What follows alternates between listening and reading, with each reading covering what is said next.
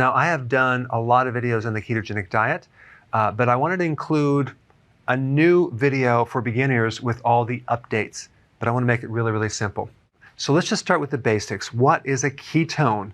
A ketone is not a fat, it's not a carbohydrate, it's not a protein. It's kind of a combination, or it has characteristics of both a fat and a carbohydrate, but it's not either. It comes from fat, but a ketone is an alternative fuel source. And the way that you get ketones is you simply lower your carbohydrates in your diet, or you reduce the frequency of eating. And this is why we recommend a low-carb diet with intermittent fasting. And that way you can maximize your ability to make ketones. Ketones have many advantages versus regular glucose fuel. Number one, it will increase your oxygen in your body. Number two, it increases your energy. Number three, it supports the brain. In fact, your brain prefers ketones over glucose. Same thing with the heart. If your heart is damaged or your brain is damaged, ketones are the answer, and they can bypass the mechanical damage pathways and feed the tissues directly. Most of the body tissues can run in ketones, but some parts need glucose. And this is the confusion that people have. They think they need to consume glucose to get glucose. No, there's something called gluconeogenesis, okay? Glucose, new, genesis, the creation of. Your body can make glucose if it needs it from fat, ketones, proteins. You don't need to consume carbohydrates to get glucose. Now, it does take time to turn the fat into ketones.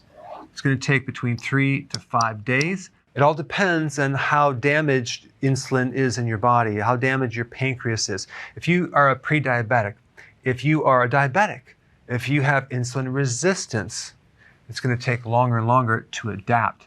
But by lowering the carbs and going on intermittent fasting, you'll get there a lot faster. That explains how to get into ketosis. You lower the carb and you lower the frequency of eating. Now, why would you want to do ketosis? What is the big benefit of doing that?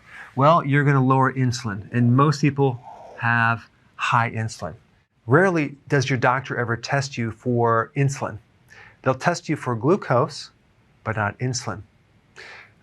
If they did, they probably would find higher levels of insulin. The test that you would want to do is called HOMA-IR, and that will pick this up. Too much insulin causes insulin resistance. Insulin resistance is behind prediabetes. Insulin resistance is behind metabolic syndrome, high blood pressure, fat in the gut area right through here. And prediabetes leads to diabetes. So in reality, diabetes stems from high levels of insulin at a certain point. And so keto and intermittent fasting will lower insulin. And that is the big benefit of doing this. There's a lot of other benefits too. You can reduce fat in your liver. You can improve your cognitive performance. You can improve your mood. You can help decrease blood pressure, decrease inflammation, improve your energy, and decrease your belly fat. But the real big benefit that allows you to do this eating plan is your hunger goes away, okay? Without being hungry all the time, it makes it really easy to do long-term as a healthy lifestyle. And there's even an additional benefit if you're doing intermittent fasting, that's autophagy. Basically what this is, it's a recycling of garbage in your tissues. So all the damaged protein, the protein that your body doesn't need, it's clogging everything up. Guess what? Your body will recycle that and turn it into new amino acids. That's one of the big things about autophagy. To do this, you have to fast at least for 18 hours. So the combination of keto and IF work very, very nicely together, because if you just do keto without intermittent fasting and your metabolism is slow, you may not achieve your weight loss goal or your other goals, because it would take a very, very long time, and sometimes it's not going to work. Why? Because the frequency of eating in general will trigger insulin. So the frequency of eating is actually very, very important in relationship to you lowering insulin. All right, then you have this concept of a healthy keto plan versus dirty keto. Of course, we recommend the healthy keto, and this basically is higher quality ingredients, grass-fed, wild-caught, pasture-raised versus conventional type foods right here. With healthy keto, you're focused on nutrient-dense foods. With dirty keto, you're really just focused on keeping your carbs low. When you do healthy keto, you end up looking a lot better than doing the dirty keto. All right, the rule of thumb is don't eat unless you have hunger, okay? Unless you have the sensation of being hungry. When you're doing the healthy version of keto and you're doing enough leafy greens and vegetables, okay? And you're doing enough healthy fats and you're improving insulin resistance, you're not only going to be full, but you're going to be satisfied. Now, if you look at the pie chart here, we have about 5% carbs of your total calories, and then 5% vegetables, which, by the way, actually adds up to a lot, because if you look at the carbohydrates and vegetables, you minus the fiber, giving the net carb, it doesn't come out to a lot of calories. So if we look at the total carbs, which would include like berries, hummus, nuts, and seeds, there's a little bit of carbs in those, and you combine the vegetables, that's like 10%. Then we have 20% protein, and then we have 70% fat. Now, the fat looks like a lot, but realize fat is basically double the calories of other macronutrients. But if we actually look at an actual plate with your food on the plate, if you just look at it like this, to keep it really simple, half the plate vegetables, okay? A quarter would be protein and a quarter would be fat. But because protein and fat usually come together, that's going to be pretty much half your plate. That's what it should look like.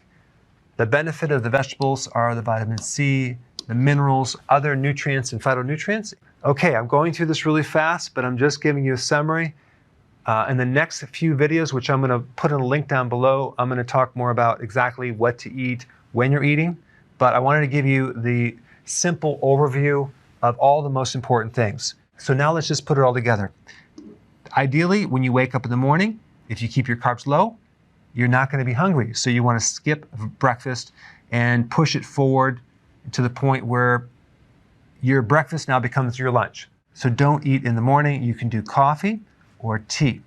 So ideally, your first meal would be at lunch right here, and then your second meal would be at dinner. So you're doing 2 meals a day. If you keep this within a 6-hour window, that will give you an 18-hour fast. Now, what's really magical about 18 hours is that's when the autophagy starts. So you start getting some really cool benefits. The way that you're going to avoid snacking between the meals is you're going to add a little more fat with this meal and this meal to be able to go longer, okay? And then as you start doing it and becoming more adapted, you can kind of cut back on some of the fat because you're going to be burning your own fat. And your own fat is the healthiest fat that you can burn. But the key is this 18-hour fast right here. If you have to snack within your eating window, fine, if you need to do that.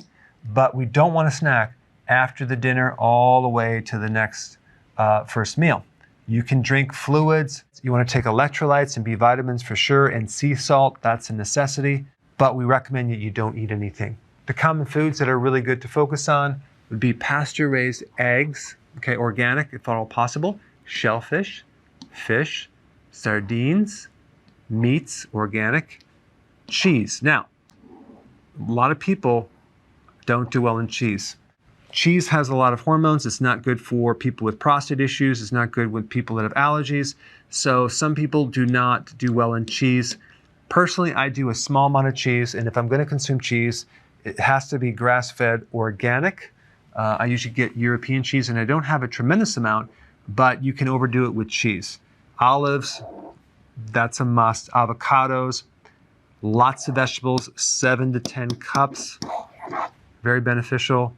Nuts, for some people, they don't do well on that, especially if they're prone to kidney stones. You have to be careful with almonds, okay, as well as spinach. So I'd avoid those if you're prone to kidney stones. Also, seeds like sunflower seeds, perfect on a ketogenic plan. All right, here you have it, the basic ketogenic plan for beginners.